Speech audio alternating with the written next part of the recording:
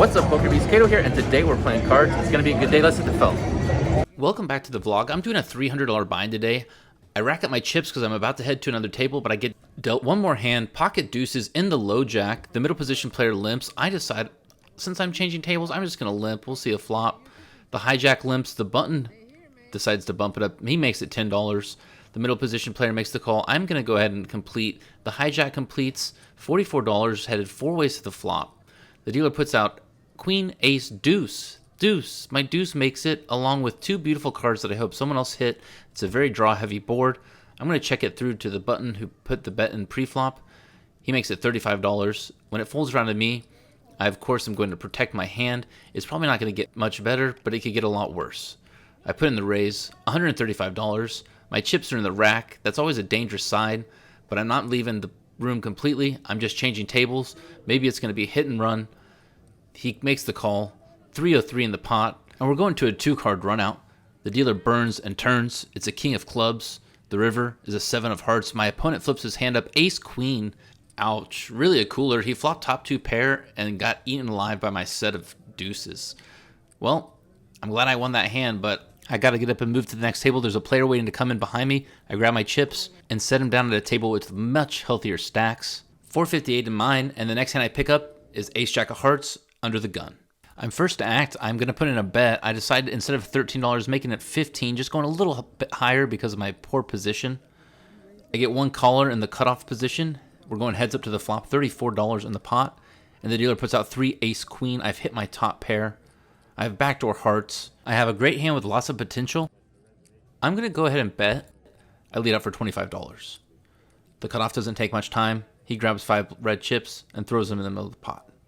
Headed to the turn, $84 in the pot, and the dealer puts out the 2 of clubs.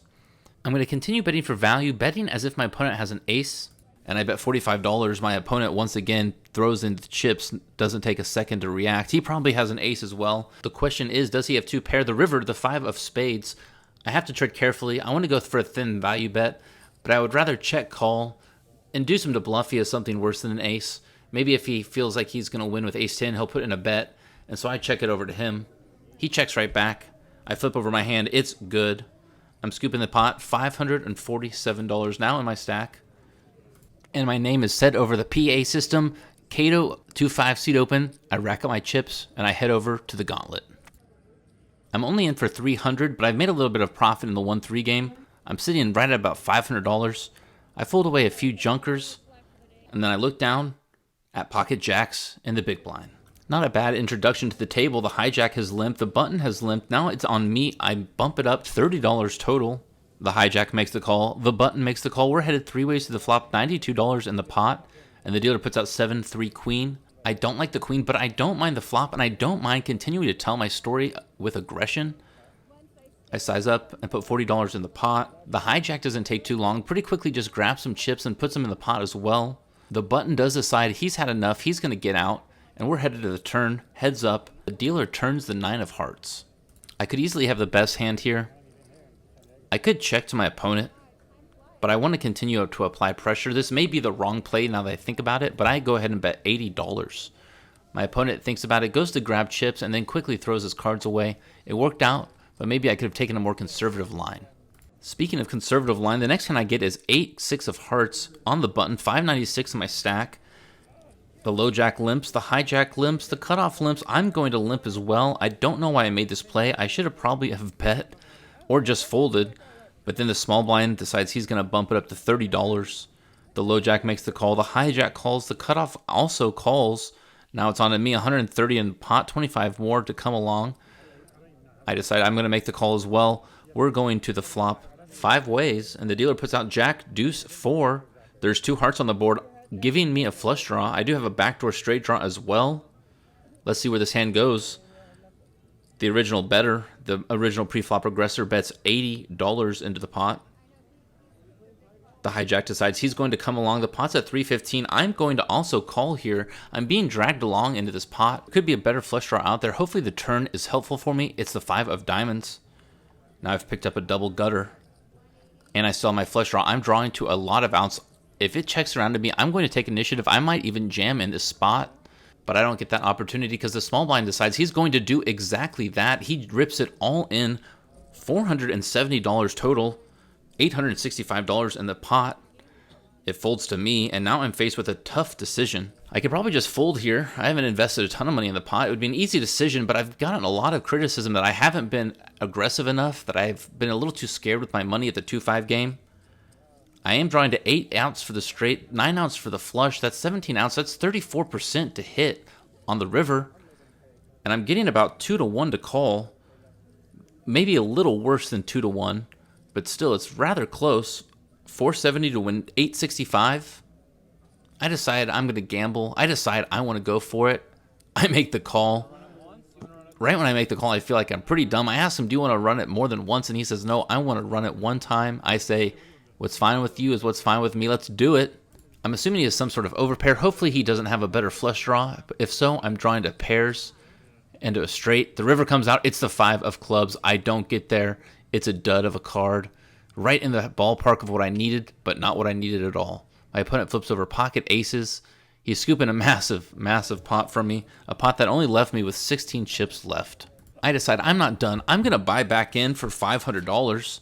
That's exactly what I do.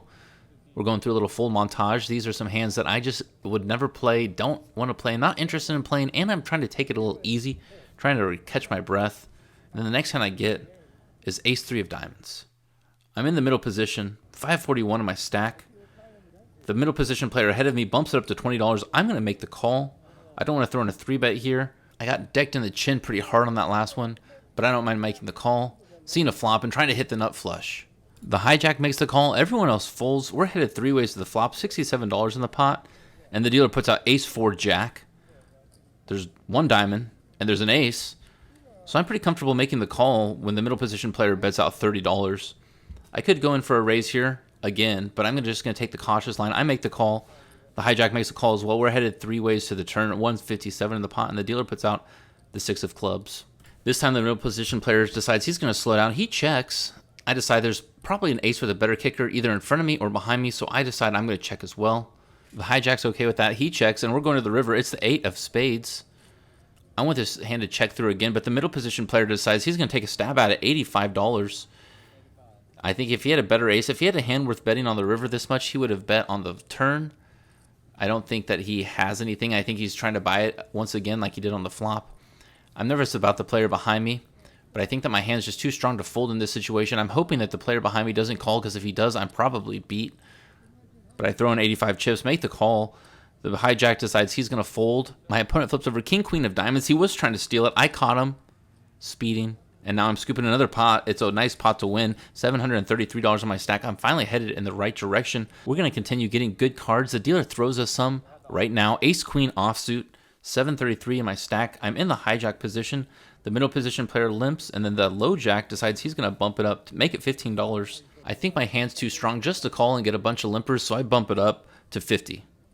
Folds around to the middle position player who says he's going to come along. He makes the call, and so does the low jack. 157 in the pot, 3 ways, and the dealer puts out king, 8 jack. I seem to find myself in the position a lot where I'm drawing to the gut shot nut straight. I've been trying to do more learning about it, and there's definitely opportunity to take advantage of the situation, although it's very complex. I decide not to make it complex and just bet $90, trying to get these players to fold and hoping to spike at 10 if I really need to. Luckily, both the players fold, and so I'm pulling in this pot, making a quick $100. This video took about 7 hours to edit. It takes less than a second to drop a like. I'd really appreciate it if you did that. It would help me out a lot. Thanks. The dealer's continuing to throw me heavy cards. He pitches me another one, and it's ace-king offsuit. 833 in my stack. I'm on the button. The under the gun player's limp. The low jack is limped, and I'm going to bump it up $35. I like to go a little bit larger with this ace-king. Try to thin the field. I'm not too comfortable playing it yet. I get a call in the under the gun player, and the low jack player calls as well. The under the gun player is a player I haven't seen in a while, but he's a very good player, very aggressive, very competent. The dealer burns and turns queen 5-7 on the flop. The under the gun player checks immediately. So does the low jack. I'm going to go ahead and check as well. Against one player I'd probably bet. The turn is the 3 of spades. This time the under the gun player leads out. He bets $40. The low jack folds, and I have no business staying in. $40 is not worth it to me, so I toss this hand away. We'll play ace king another day. The player really wanted to have a big hand on the vlog. This wasn't it. A few hands later, after throwing away a few junkers, I look down at Ace King again. Unfortunately, it's deja vu, and I have to toss it away on the turn like I did on the previous hand. Earlier this week, I flew to Austin, Texas to play in the Lodge Live Deep Stack 1-3 game, $1,000 max. Have to watch it. The link's in the description below. I pick up pocket jacks. I'm in middle position. There's one limper ahead of me. I decide I'm going to bump it up to $20. Unfortunately, no one wants to play, and they all fold. It's no big deal, though, because I get pitched 2 more cards on the button, and it's pocket jacks again, 778 in my stack. The low jack limps. I'm going to bump it up $35 to play. The small blind repops it. He makes it $80 to go. I, of course, am going to complete 170 in the pot. Going heads up in a 3-bet pot pre-flop. The dealer puts out 397. It's a great flop for me, although I do have to be worried about queens through aces coming and snapping me off for a lot of money. I'm going to trade cautiously. I brace for a bet. I'm expecting a large bet. My opponent is fumbling with chips, and then he decides to check, and so I decide I need to take the initiative. He may have ace-king. I need to not give him any free cards. I break chips into 20 stacks and put 80 in the pot. My opponent doesn't take long. He decides that he doesn't want to raise. He doesn't want to fold. He just wants to make the call. He comes along, puts the chips in the pot as well, and we're headed to the turn. It's the 4 of spades. My opponent checks immediately. I decide I'm also going to check behind. I got a little scared, a little spooked. I thought he might be playing me hard. We both check, and we go to the river, which is a jack of spades. I have now hit my set, although it also brings in the spades. I have to be cautious once again, but I don't want to be too cautious. I want to get some value out of here. My opponent checks to me, and I decide what is the proper sizing. What am I targeting?